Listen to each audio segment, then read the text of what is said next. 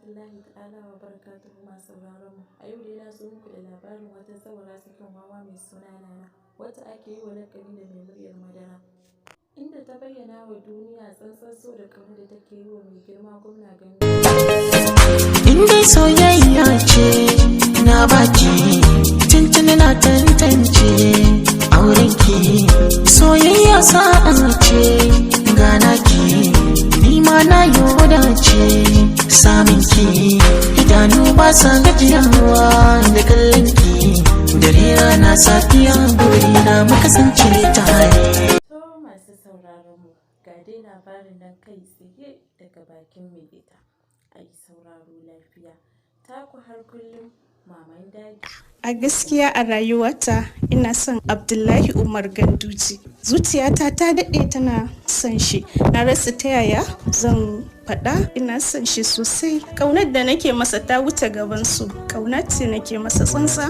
Da wanne za ya zaga jinin da ke jikina, da za ya gana kai yana ta gudana.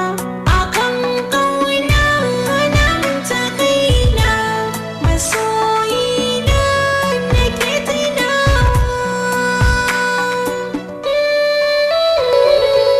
Hajiya Maimuna Abubakar ita ce marƙiyar Nana, ta ce da fari suna ta hantarinta akan wannan dalaba gammo da ta ɗauko, domin suna ganin abin kamar kawalwalniya.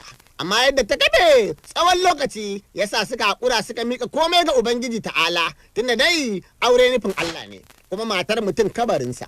Mu gaskiya ta daɗe tana gaya mana wannan zance, mu kuma yanzu haka mu ta Ganduje muke ce mata, domin ita a duniya Gandujen nan shi take so. Ta je ta yi umara ta dawo, ta zo a nan ma ga masoya, amma ta dage ta ce ita sai Ganduje. Kuma har gida idan ka ga mutanen da suke zuwa mata sai kai al'ajabi, amma yarinyar nan ta ce ita sai Ganduje.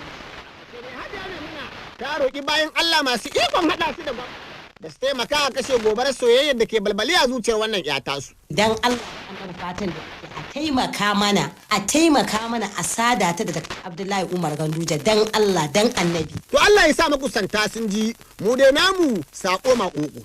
To akan wannan kitaballi kuma mun taɓa halli da ulama magada annabawa don jin ko ya halatta bazawara ta furta kalamai na ana hubbuka hubban shadidan ga wani shugaba. Sheikh Abdulsalam Abubakar Baban Gwale, babban malami ne a Kano, ya ce ai addini bai hana ba. Yana cikin abin da shari'a bata hana ba, tunda an samu wata mata a lokacin ma'aiki sallallahu alaihi wa alihi sallama ta zo ta kawo kanta gaban annabi sallallahu alaihi wasallam, ta bujiro da kanta a matsayin tana son manzon Allah sallallahu alaihi wa alihi wa sallam ya aure ta, kuma manzon Allah sallallahu alaihi ya kau da kai, ma'ana shi ba shi da bukatuwa zuwa gare ta. Karshe wani cikin sahabbai ce shi yana bukatar ta, manzon Allah ya ce to kawo abin da kake da shi a aura muku. Yace ba shi da komai. Manzo Allah ce ka je ko zoben karfe ne ka kawo. Ya je babu, karshe aka aura masa ita da abin da ya haddace na alqur'ani. Dan haka ba haramun bane mace ta ga wani abu daga cikin abubuwan da addini ya tanada ko abin da zuciya take so yayi mata nasa, ta ce ita tana so ya aure ta, wannan ba laifi bane ba. To ai da ma an ce abin da kake so kana tare da shi. Allah ya sa nema rabo ne. Daga Ku danna subscribe kana ku danna ƙararrawar sanarwa don samun sababbin shirye-shiryenmu da zarar mun ɗora.